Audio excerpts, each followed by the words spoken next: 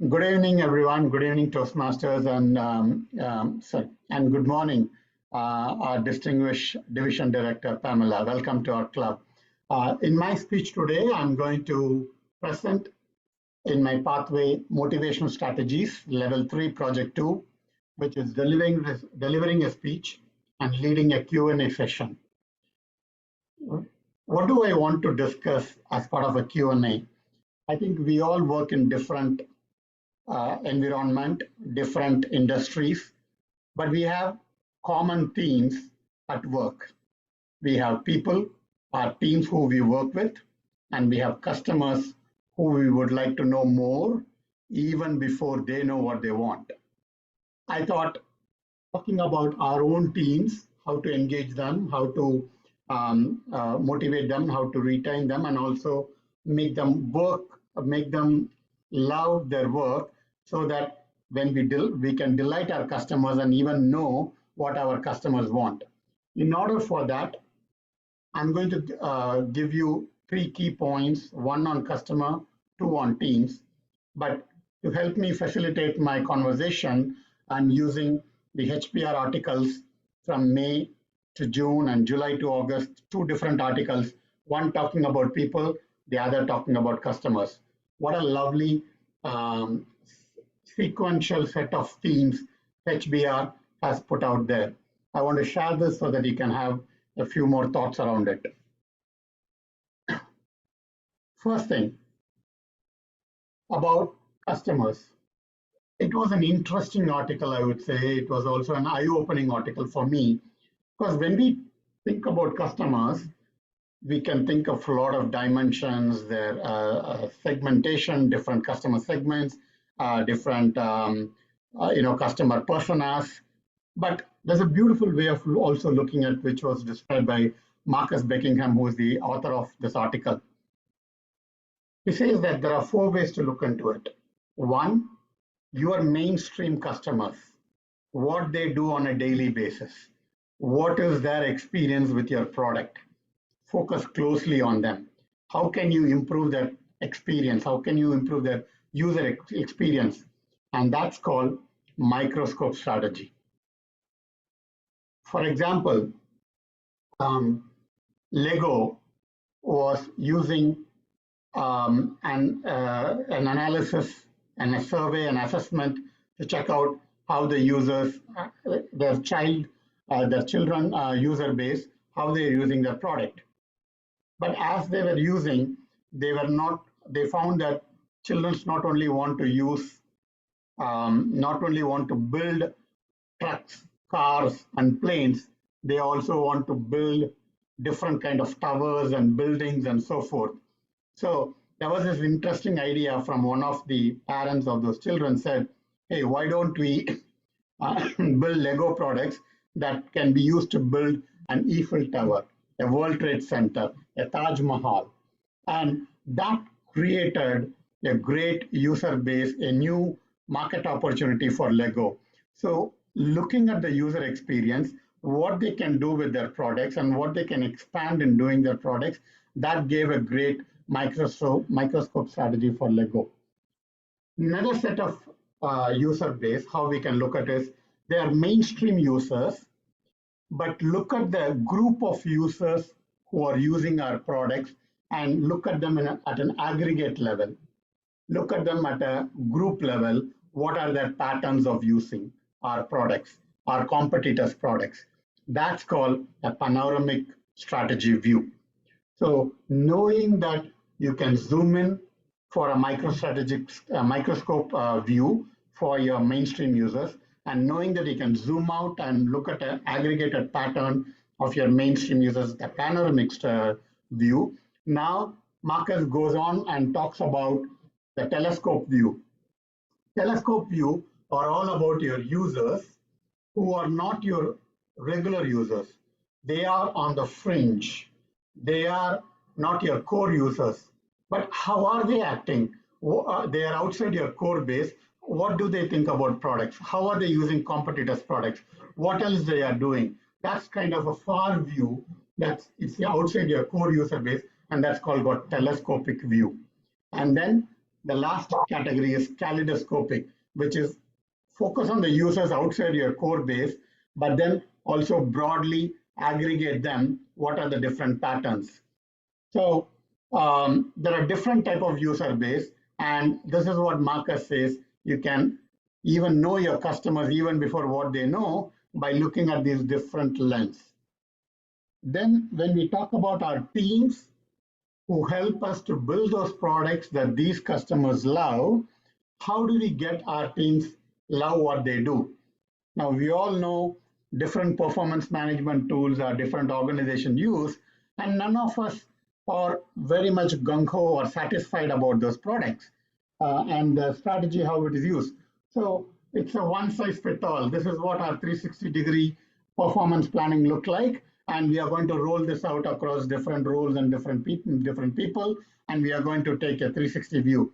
But that's again is a one-size-fits-all view, even though the people are working in different roles.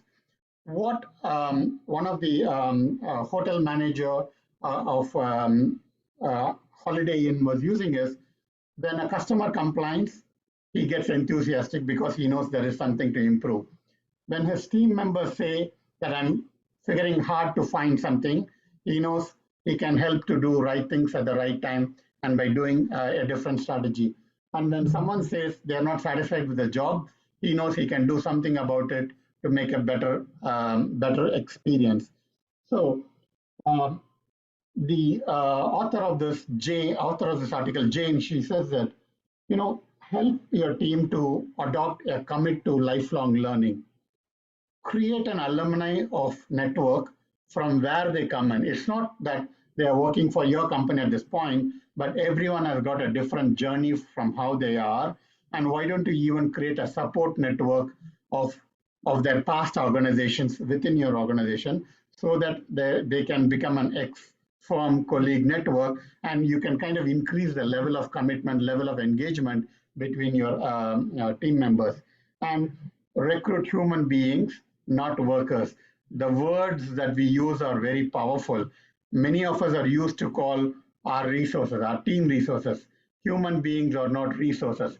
Human beings use resources to do what they do. So human beings are people that we need to respect, we need to love. And we may often have heard about "in God we trust" slogan. But if you take a reverse look at for our teams, we can say in trust we grow. In trust of our people, we grow. And avoid tools that are standardized. So by having these high-level themes around how we can make our people love what they do and impact our customers, I think we can get more customers even before they know what they want to do. And in the process, we can make our people love how they help our customers. Thank you.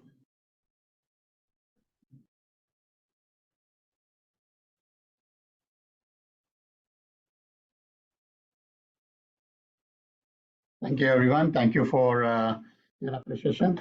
Dan, you may want to take a couple of minutes to note down, or if you've already done, let us know so we can move to the next section. I'm good to go. I was not. All right, cool. By any chance, do we have Victor on the call yet? No. Okay.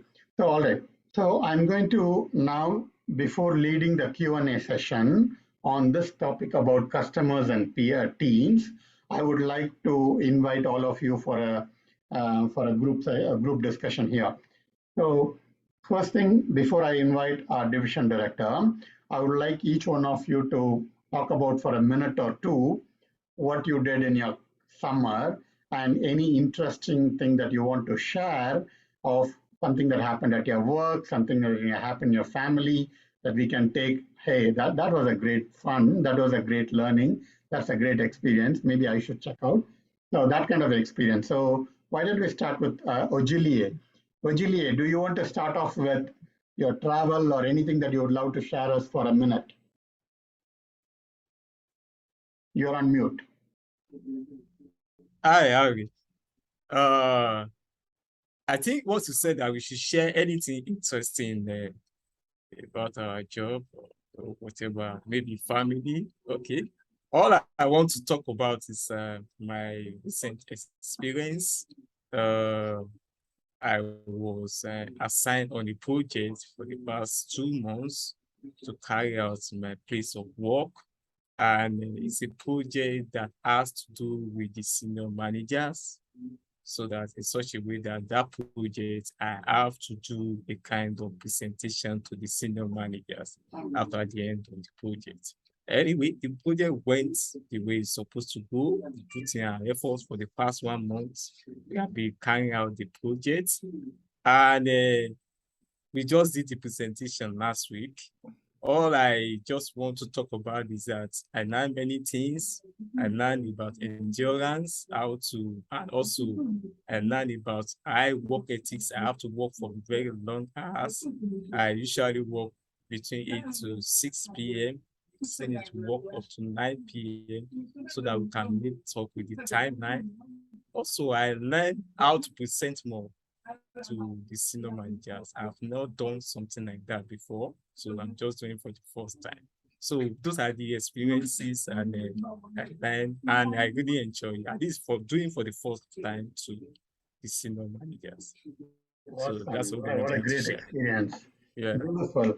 Everything starts with first time. Now you are going to start becoming a pro, senior management. Very good, very good. Thank you, Julia, for sharing that. It's inspiring. Thanks. Leon, would you like to share your experience?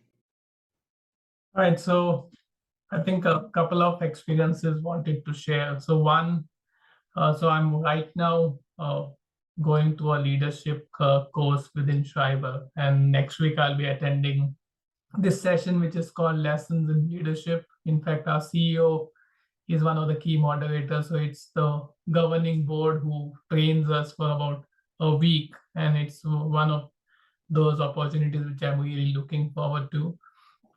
Because the way it will be structured is we have a focus on the leadership qualities, then introspection on the styles of leadership, and finally focusing on your strengths and looking at areas of improvement.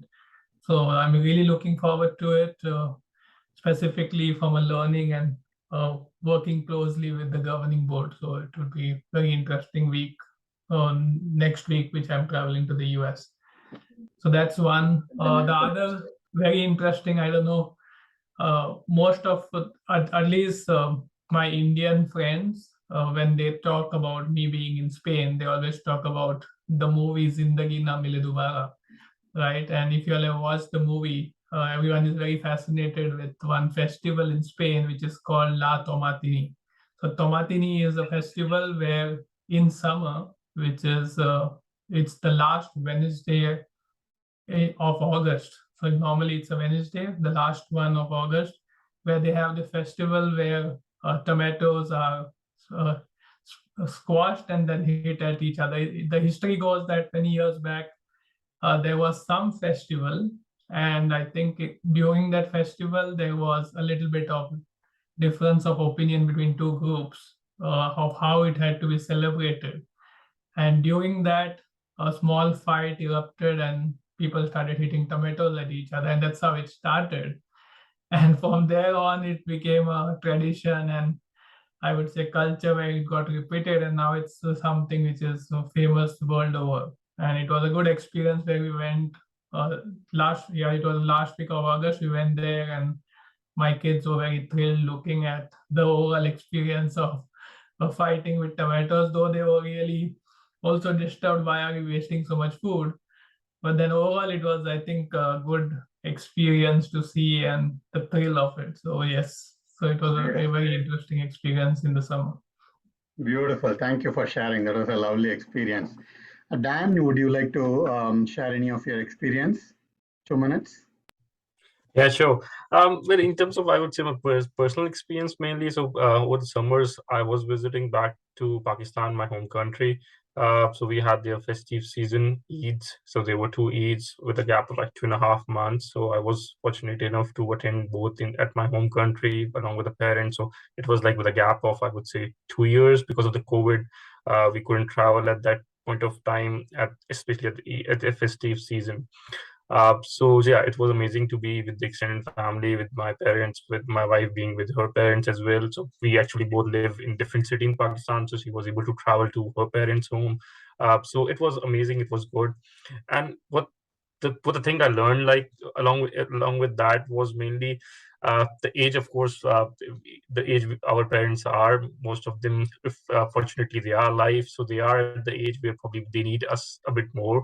They know probably they need time rather than anything more. As of course, the other things are relevant, but especially people like us who are living, like I said, immigrant in another country where we don't have our immediate parents with her, either our or our wife parents. So the time is really crucial, I guess. So we need to probably prioritize what's important for us, whether it's staying. Of course, we are staying for a betterment for them even, and for ourselves. So it's just a matter of probably priority, that how we can take out time from our regular activity. Maybe we sacrifice some holidays, some going to some foreign country, rather than just go to our home country, stay with them for extended time, because probably we can go on a holiday maybe sometime later, but maybe the time which they have left, it's the world, we know how things go. So that's a hard learning, I would say, which I feel a bit more with the time, maybe with the maturity we are getting into it. So yeah, that's the learning, that whatever time you can give to your parents, which are fortunate to alive, so try to one should try to prioritize that and give them the maximum time. Yeah, that's all. Thank you for sharing. That's a deep message for the life, and I truly resonate with that, and I truly agree that we need to spend as much time with them as we can. It's a need of the hour. Sabine, would you like to share anything from your experience in the last 2 months? Sabine, can you hear us?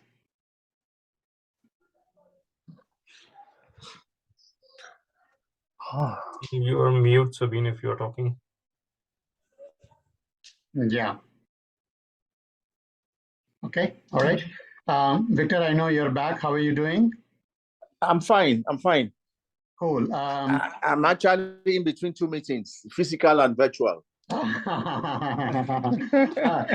think you should do justification to any one of those meetings. If you want to continue with your other meeting, that's fine. Or if you want to do your speech today, we can accommodate, whichever you want to do. I think I'll do it some other time. Okay, fine. So given that you are there, you just want to share any of your experience in the last 2 months, and then you can drop off? Well, basically, the experience of people not attending meetings regularly is quite interesting to me. Why we've paid for, to join as members and they're not bothering to attend. That's one interesting experience for me. Sure, we'll figure it out. We need to talk as a team. We need to figure out what are the different challenges. And our club is not unique in facing that challenge, but we do have to intentionally work on what we can do to offer our team members so that they can have different ways of attending the meetings, different ways of getting good experience from the club. So we as leaders need to talk through together. So hopefully if we will talk about it next week, so that we take some more time and do some concrete 3 takeaways that we all can work with our team members. So today I reached out to individually to all the members of the club except for US members. And because I reached out, I know Dan, you volunteered to join, and Ojili, you volunteered to join, and Leon, the same case with you, right? If I had not personally reached out, I know you are having your own scheduled priorities, but that's the thing, right? If you take one extra step, you may be able to get your members' engagement, and each of us have the responsibility as a club leader to take that. So thank you. We will talk about it, Victor. If you are pressed for time, you can drop off to your other meeting. Thank you for taking a few minutes to join us. Okay, thank you, Harry. Thank you. Cool. Okay, with that, I would love to introduce our division director. Welcome once again to this meeting, Pamela. Once again, welcome to the meeting. Stage is yours. Do you want to share anything from your experience? Do you want to share anything for the club, Pamela? Well, I have something for both. Do you want me to share my experience and then? Yes, The experience I want to share is a personal one. I would say over the past 20 years, my family dynamic has changed. We've lost many of our elders. There's only one left. And the younger generation seems to be spreading out across the country. So the family gatherings have gotten smaller and smaller and smaller, which is a little disheartening in a lot of ways. However, this year, my oldest sister and I decided to have a milestone birthday party for her and for myself. She hit her milestone 2 years ago, right in the middle of the pandemic, so we couldn't celebrate. And my milestone birthday is this month. So we planned a joint party, and I was so pleasantly surprised that our family members from all over, from California, from Colorado, from Georgia, from Mississippi, from Louisiana, New Jersey, New York, everyone came to celebrate our birthdays. And it was just the most fantastic feeling to see that even though we're spread out, there is still some bond there. And I hope to plan in the next year or two a family reunion, because I truly believe that we need that as a family, especially after going through the pandemic. So that's my Definitely. share. Thank you for sharing your experience. That's a wonderful message, and congratulations and happy birthday to your sister and to you, and for a wonderful family reunion. Thank you very much. You want to share anything for the club? Yes, I do. Do I have share screen capability? I think you should be. Yep, I do.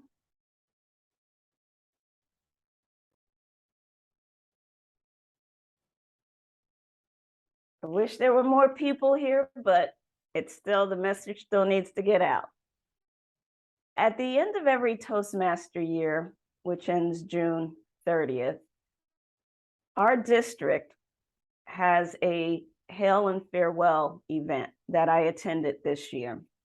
And at this event, we say farewell to our old leadership team and welcome in our new leadership team, as well as give out awards to our club members and our clubs.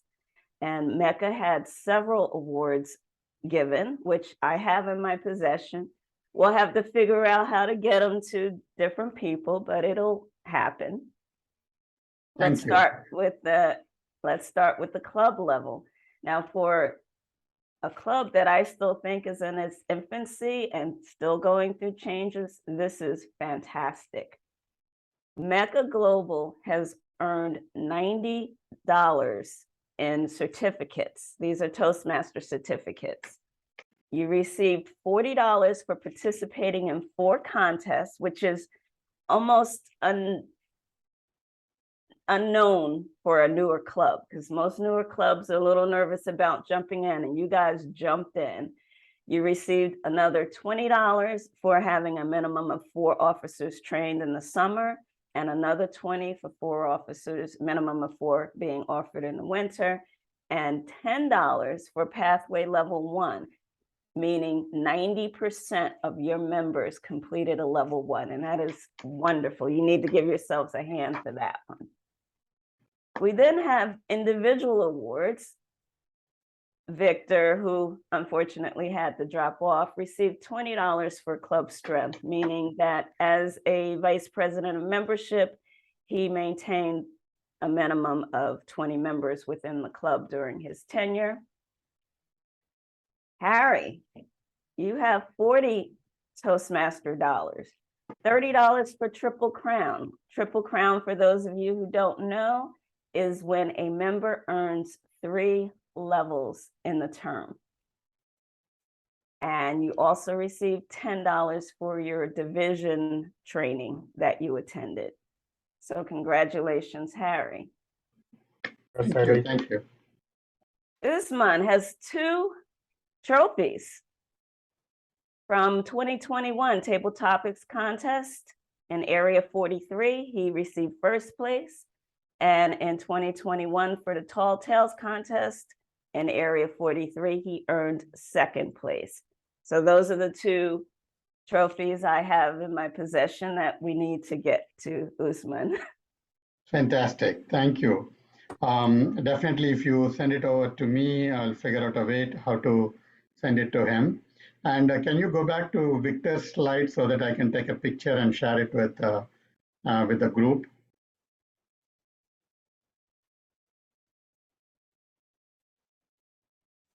Thank you very much. Wow, Sabine or Leon, as club officers, would you like to add any few words and thank Pam for what she showed? I'm not done yet. You got more. Oh, done. Congratulations. Good.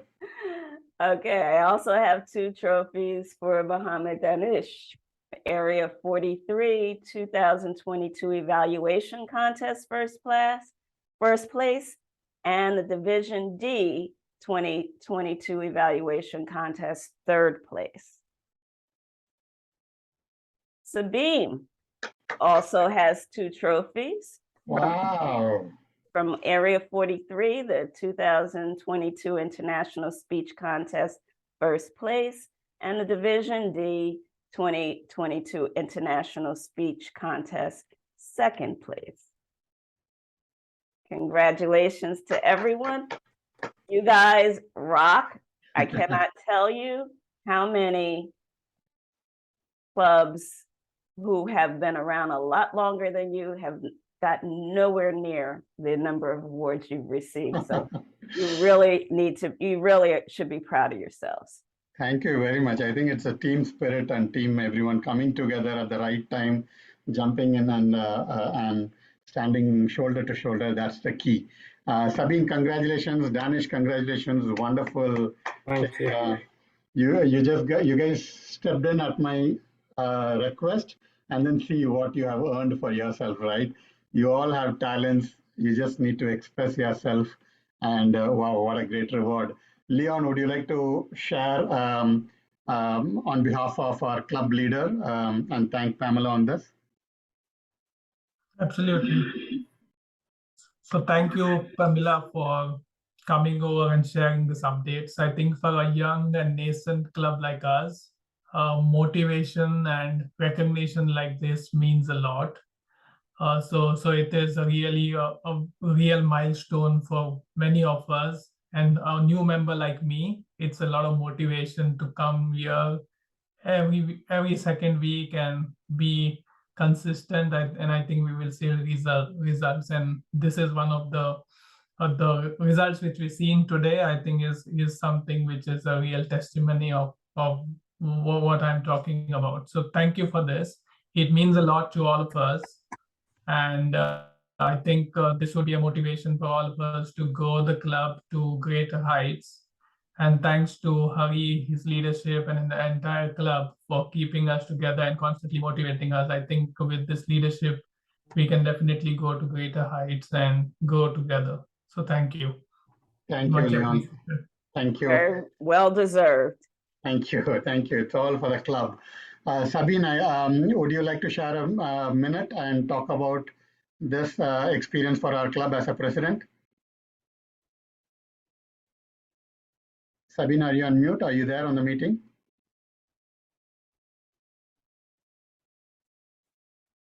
Okay. All right. We can't hear you if you're speaking. Right. So first of all, thank you, Pamela and Dan and Sabine. Great experience and wonderful accomplishments. Keep it going.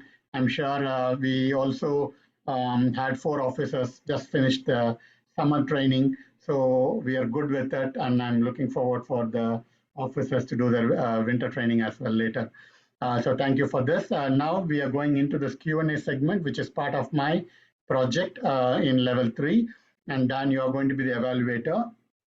This is going to be a 15-minute Q&A session, and you are going to evaluate how I facilitate the question and answers on the topic that I presented a few minutes back. Cool. With that, So just a quick one. So Yeah. first evaluation was of the speech, and now the evaluation is for the Q&A session. Correct. Yeah. When you say it, you can combine the evaluation, but put together both of them combines one single project for me. Okay. Thank you. So now I would like welcome everyone to this segment of Q&A about people that we work with, our teams, how we can make them love what they do, and customers who we as a firm serve every day, and how we and our teams can serve our customers every day. You saw my presentation from Marcus and Jane's HBR article talking about the 4 strategies for customers: microscope strategy, telescope strategy, kaleidoscope strategy, and we also talked about the one more thing, which is about the panoramic view strategy. So let's talk about customers first. Let's talk about the questions first, and then we'll talk about people. In your experience, have you, Leon, maybe I can ask this question for you. In your experience, have you used any one of these kind of strategic experience, a telescopic view, a panoramic view, or a kaleidoscopic view, or a microscope view in engaging your customers, in finding out new customers for in the firm that you're working with? Do you want to share any of your experience? Right. So I think so for a company like ours, so I work for Schreiber Foods, which is a large cheese manufacturer and supplier for all the quick service restaurants. So customers like McDonald's, Burger King, so Swiggy, all these are our key customers. So one of the things what we do, because especially focusing, say, on our top 5 customers, we do a very detailed, deep session with them, understanding what is their need, what is our current level of penetration, what are their, I would say, difficulties, and how we can come up with more different offerings which can help them with that. So it is a very, very detailed microscopic view, looking at what my customer needs and trying to bring solutions for that. So one of the key pillars for us is service, and this is something coming through. One is the quality of what products we do, but also a very big piece comes from innovation, trying to bring in new offerings, trying to constantly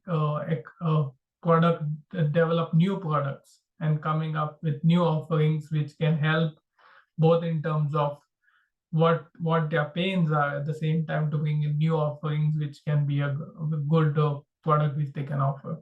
So this is one type of strategy which is focused on the big 5 strategy, which is very, very microscopic. But then we also go with the more wider strategy, especially with the smaller cheese consumers. So there are very, very small restaurants who need cheese, but cheese is not the main portion of their menu, right? But then for us, in that case, we have to find a way how to penetrate to them. And distribution plays a very important role there. Distribution and able to capture the smaller orders to aggregators. And in this scope, we try to develop the network across a specific geography, and then try to get the smaller ones under the umbrella. So I think both approaches we are using, and this is a very, very, I can relate very much with the example which you have presented, and I think in day-to-day business, we have seen some results coming from there. Awesome. That was great learning from your both microscopic and kaleidoscopic view. And what I loved about is, equally your senior leadership and your teams talking to the customers, having a deep dive session, understanding their pain points, and then coming out solutions. Because more often than not, we tend to scratch the surface of the customer needs when we look at a project-based approach, and then we tend to go on solving the problem, but not addressing the deep pain points, which may need a holistic approach in how we do. So thank you for pointing that out. Does anyone else want to jump in and share a few things about the customers before we talk about people? Dan or Ojilie, do you want to talk about your experience with customers? What you do to delight them or engage them in your work? Hi, Harry. Hi, Ojilie. Yeah. I just want to talk for my own business. I work with a quick service restaurant in Nigeria, one of the best local brands. So, like this training session you present to us, the way we handle our customer is we usually use microscopy method, like the way we present it. So we have some food soldiers that always go out there and meet our customers on what they want, what do they really want, how do they want our food to look like. So, and we go back, we have a research and development department, and we come out with a product that suits our customer the way we want it to be. And also, we also create new products. Before we launch it big into the market, we test it in the market, maybe in a smaller portion. If our customer will like it, and if you can see the feedback that they don't like it, then we abandon that product. So that means that it's not going to be selling in the market. So these are the ways we use to do our things. And also, we try to also test our product also in another bigger market outside Nigeria that we think, let's see it will sell. And we look at the feedback. So that means that we also do a little bit telescopic, like the way we put it, because our core market is Nigeria. So those are the things I can just say about the whole thing. Yeah. Fantastic. Yeah. Thank you, Ojilie. Thanks for sharing that. A beautiful experience. Next, my next question will be on focusing on our teams. How do we make them love what they do so that they can delight their customers? So Jane pointed out in this Harvard Business article, she touched upon few points. One is commit to a lifelong learning about your customers, learning about your work, learning about your fellow team members. Commit to a lifelong learning so that that learning experience gives you opportunities for growth. She also talks about creating alumni networks based on your team members' interest, passion, background, creating them a lot of channels to collaborate and then make them more network with each other so that they can thrive in collaboration. And then she talks about one size. We all know one size doesn't fit all, but she asked us to emphasize on one size fit one and not implement a standardized approach. So how can we do training as a service? How can we implement coaching as a service, an executive coaching as a service, a leadership coaching as a service? So rather than saying, okay, we are going to create a brown bag session for all of our teams on this particular topic, it may be a tailored one size fit all approach. But what if you take one step further? And then what if you say, okay, these are my personas of team members with different levels of experience. Hey, do you want my coaching as a senior leader, as a leader -1, -2 levels? Can we do as a coaching as a service for you for like a 330-minute session for the next 3 months? And you choose to engage us, but we are going to give you our 330-minute session for you. Can we tailor our coaching experience to the different team members in different regions? So she talks about these different ways of engaging our teams. I want to ask Danish if you have any experience in talking about how you have engaged your teams on these lines. Thanks, Hari. Yeah, in terms of teams, so like I can definitely relate to that. How so we work like so I work in internal controls function, and as a function, like it's a global function where I work. I'm working in a food company, and it's a US based company. So we have like the plants or the companies or subsidiaries based throughout the world. And I'm part of the internal audit and the controls team. So our team itself is quite a big team. So we have like 40 to 50 people as such, because we are regionally, we work in different for different markets as such. So what I have seen, like with the time, so I'm like, I would not say I'm at senior level, a senior leader level. So I'm like at a middle level of the team where I am. But definitely we prioritize that how we can, as we have spread, and of course with the COVID happening and everyone working remotely, the engagement is something which was needed a bit more. So with the time, what the experiences or what things have been as steps has been taken in order to engage the people more and understand that where they are maybe struggling. So these are like the team meetings, I would say, the team activities. So having the informal sessions rather than having a formal session. So that have somehow one of the effective thing which has happened with the time. So we are whenever we are connecting an informal session for an hour, everyone can come in. They want just with a cup of tea or with a cup of coffee. So you feel a sort of ease, and then you can also talk something which maybe in a formal way you don't talk as such. So that is one of the thing, as you mentioned, that probably one size doesn't fit for all. So it needs to be tailored to everyone. And then there are a few people who are reluctant in a bigger group. So as a team, or as a step, what has been taken is also like having a one-on-one mentoring session as well. So where anyone can choose or whosoever they want to talk to between the senior leaders. The senior leaders are quite open in terms of having that conversation with them, and without fear of any reprisal, anything which is coming back to them, any retaliation as such. So it has really, like, what I see, what impact or what result it has shown. So the productivity definitely has been improved. People are not leaving the function. People want to stay within the function, within the company. They feel more related as such. They feel more belong to the function and the ways of working how we are doing. So the engagement, I would say, is the main thing, that how you try to engage people, especially where we are not working in one place, sitting side by side, or in a one room, or in a one big hall as such. So how you engage, different ways of engaging, be it formal, informal, that can definitely result in having a better understanding of what your people want. Beautiful. Thank you. What a wonderful set of one-on-one mentee sessions and group mentee sessions that you have thought of. And then the coffee hours. Those are great ways to engage. I would like to have a final conclusion question. I would like to welcome Division Director Pamela to share. Pamela, what are your ways that you have engaged your teams to stay motivated, to retain them? And have you touched upon anything that we discussed today?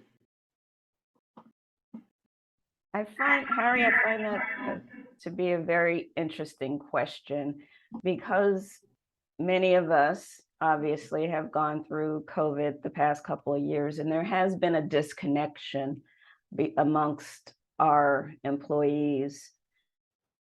In particular, in my organization, we actually created several new divisions within the organization. So there were about 1,000 new hires who we've never met. We've only seen in the little box. And it's a little more difficult to train people in that way. So as we're slowly getting back in person, and I mean slowly, because we're still not in the office physically more than 1 or 2 days a week, and we're not always there at the same time, we decided to create some social activities. While we were virtual, we did virtual happy hours, which was fairly successful. But again, we're still just seeing the people in the box.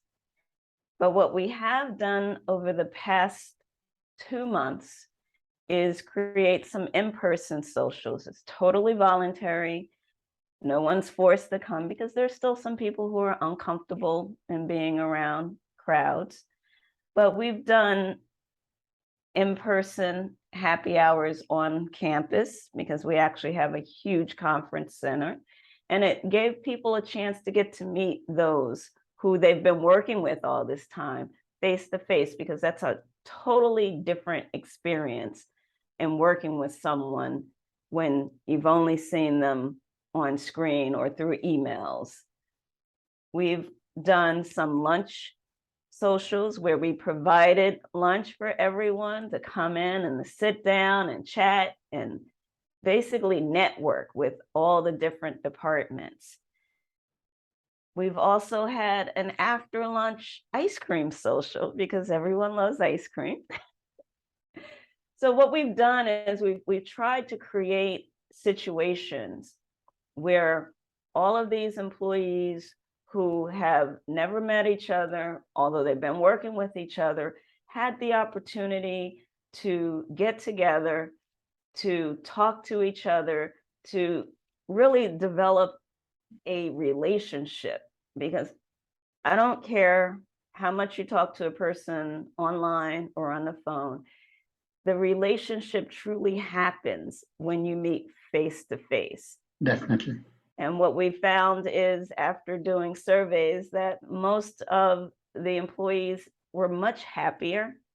They really put their energy into their work product after these socials. And it's actually been pretty successful for us.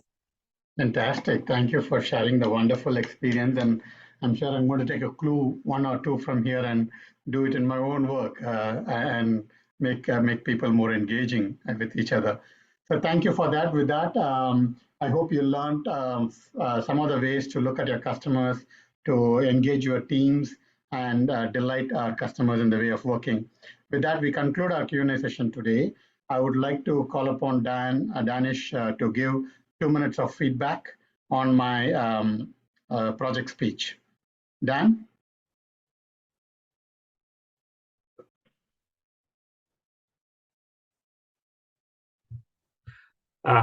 Harry, as always, I guess you have been phenomenal with the speech delivery. The way you picked up the topic, the way you explained the major point, like the 4 strategies, and then you took all along in order to like segregating with the customer on the people, using the using the examples, like you use example for Lego company, then you use example for Holiday Inn, that how it depends on the customer feedback on that. So I guess you were spot on from that perspective, and you nicely related to your topic.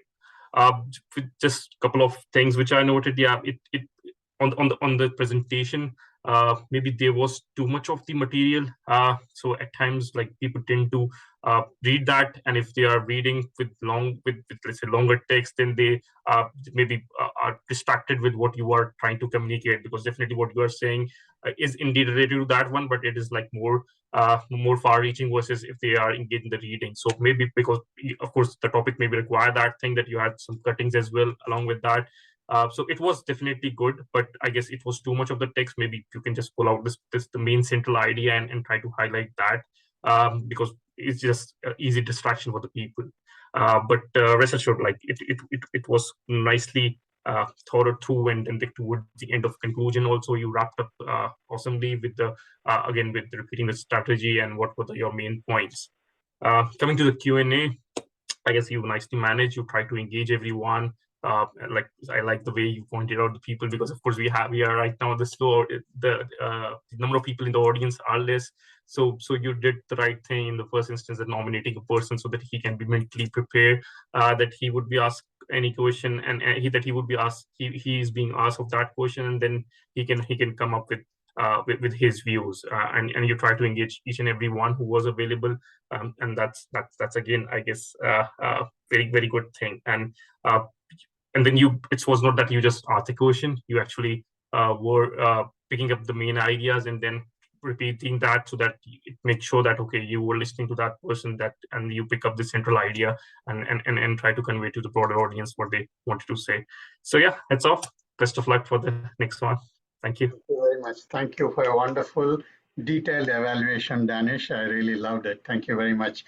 Pamela, you chatted the timer report. Do you just want to say it out?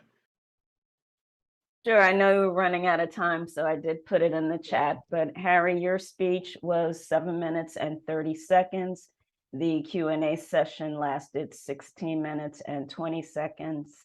and Denish's valuation was 2 minutes and 11 seconds. Thank you very much. Thank you for your diligent timekeeping for today and staying us on track. Ojilie, did you do the arm counter? Do you want to share and conclude the meeting? You're on mute. Hi, Harry. All I just want to say that today's meeting, I really enjoy it. We started the meeting by 1 for my own end, 1 p.m. I mean 1 and 5 minutes p.m. my own time here.